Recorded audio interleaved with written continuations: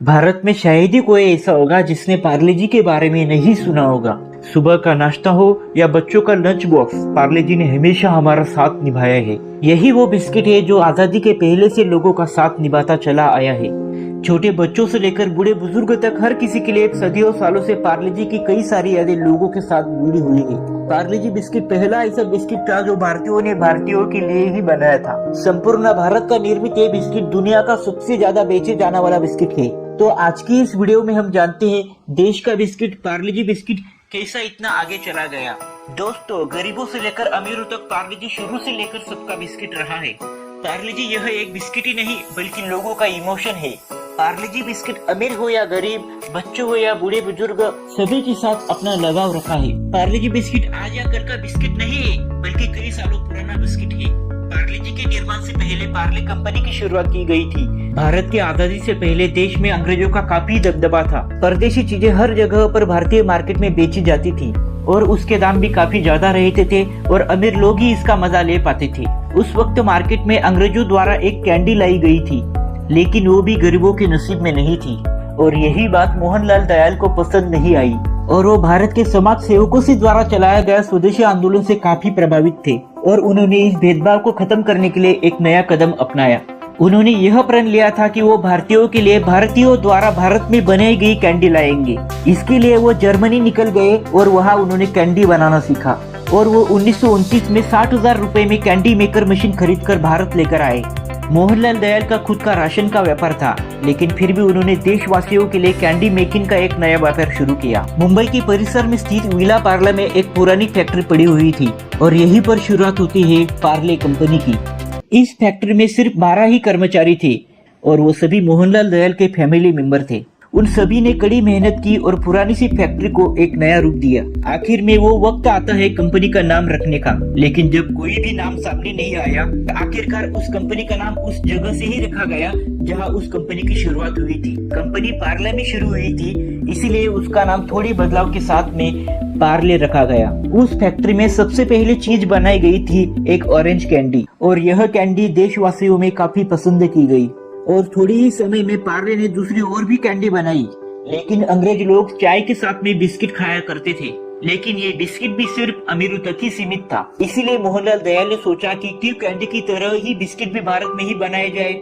उसके बाद शुरुआत होती है भारत के अपने खुद के निर्मित बिस्किट की। उसके बाद 1939 में उन्होंने शुरुआत की पार्ले ग्लूको की। गेहूं से बना ये बिस्किट इतने कम दाम में था कि अधिकांश भारतीय इसे खरीद सकते थे। इसका सिर्फ दाम ही कम नहीं था बल्कि इसका स्वाद भी काफी बढ़िया था। देखते ही देखते आम लोगों के बीच में ये बिस्किट काफी प्रसिद्ध होने लगा। सिर्फ भारतीय ही नहीं बल्कि कई ब्रिटिशर्स भी इस पार्ले ग्लूको का स्वाद लिया करते थे। पार्ले ग्लूको इतना तेजी से आगे बढ़ा कि मार्केट में मौजूद ब्रिटिश प्रोडक्ट भी पीछे होने लगे। हर कोई इसकी पॉपुलैरिटी के आगे झुकने लगा। दूसरा वर्ल्ड वॉर खत्म होने तक पार्ले ग्लूको एक काफी बड़ा ब्रांड बना चुका था। हालांकि विश्व युद्ध खत्म होने के बाद पार्ले को अपना प्रोडक्ट बंद करना पड़ा था।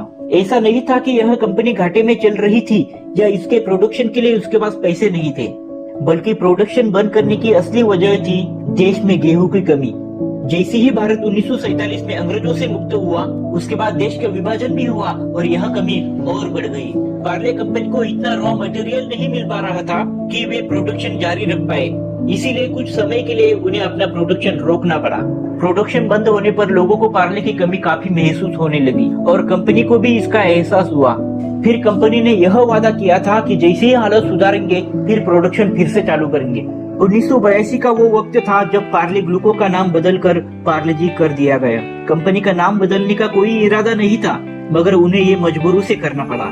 ग्लूको शब्द ग्लूकोज से बना था, मगर कंपनी के पास उसका कोई कॉपीराइट नहीं था, इसीलिए कोई भी इसे इस्तेमाल कर सकता था और इसी चीज का फायदा उन बिस्किट ब्रांड्स ने उठाया जो अभी तक पार्ले ग्लूको के पीछे थे। मार्केट में बहुत सारे ग्लूको बिस्किट आ चुके थे।